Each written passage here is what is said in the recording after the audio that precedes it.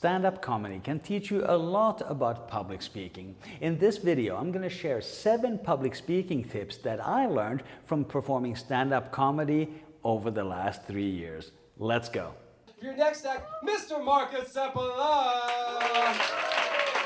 How's it going? My name is Markus Seppala. I'm a stand-up comedian and TEDx speaker, helping you bring more fun to the corporate stage. On this channel, I share a lot of public speaking tips about how you can better engage with your audience, whether that's in a comedy club or in a professional presentation.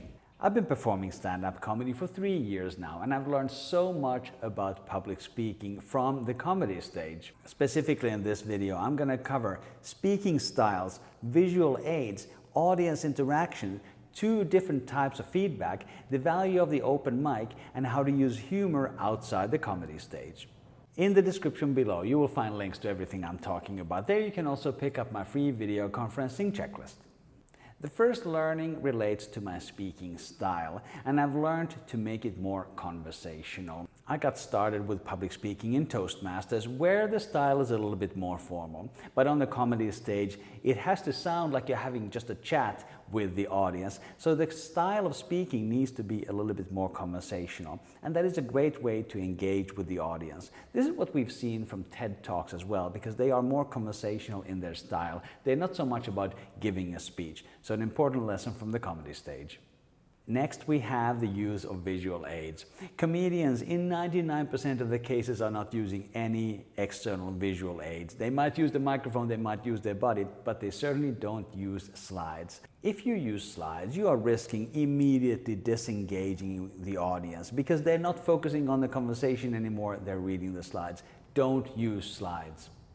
Next, about interacting with the audience. When I do public speaking these days, I'm not afraid of interacting with the audience, and this is something that I really learned from the comedy stage.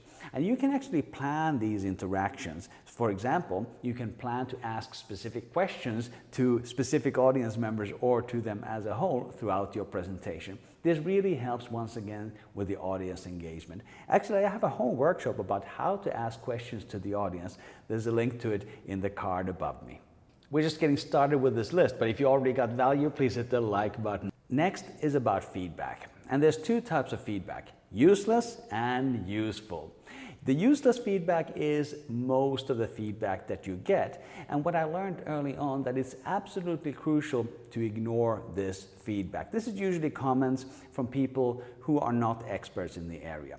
If you listen to every piece of feedback that you get from random people in the audience, you are not going to become a better speaker. But there are some comments and some feedback that you should pay attention to, and that is from other performers who do know what they're talking about. In my case, I do listen to feedback from other comedians, but I also listen to feedback from other performers in different arts. For example, I produced a show together with a burlesque performer, and she has given me immense insights into audience interaction both before and after the show. So this kind of feedback can really help you become a better performer.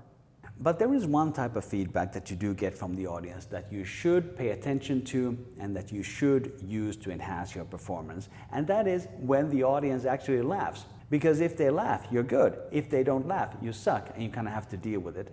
And I think it's so refreshing in the comedy club that you get this immediate response and data from the audience. And I don't know many other speaking situations where you get that kind of data so quickly and so relevant to exactly what it is that you're performing.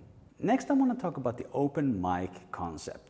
When you perform comedy, there are broadly speaking 3 different kinds of shows.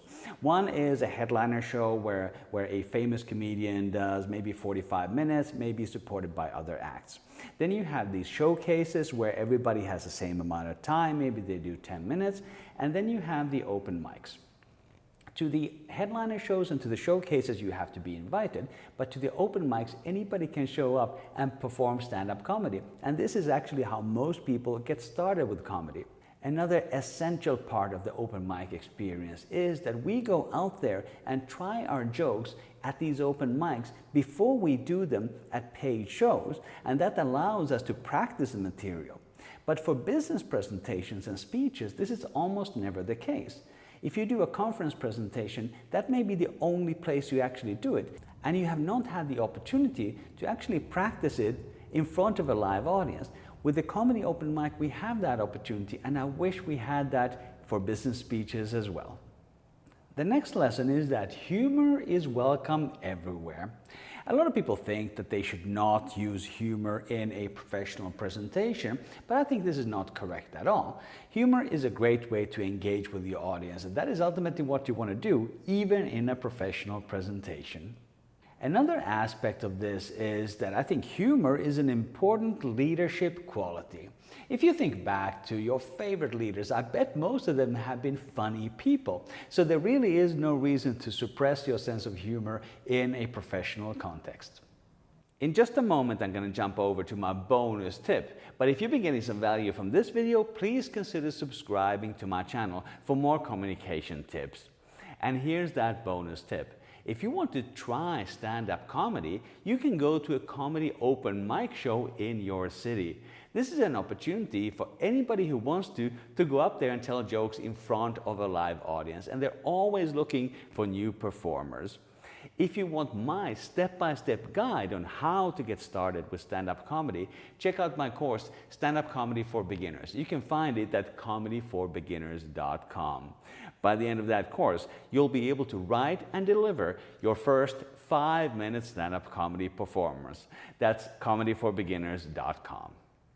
You can certainly learn a lot of communication and public speaking skills from the comedy stage. In fact, I have a workshop series exactly on that topic. It's called Leadership Lessons from the Comedy Club. To find out more, click the link on the screen now. Also remember to grab my free video conferencing checklist from the link below. Thank you for watching. I will see you in the next video.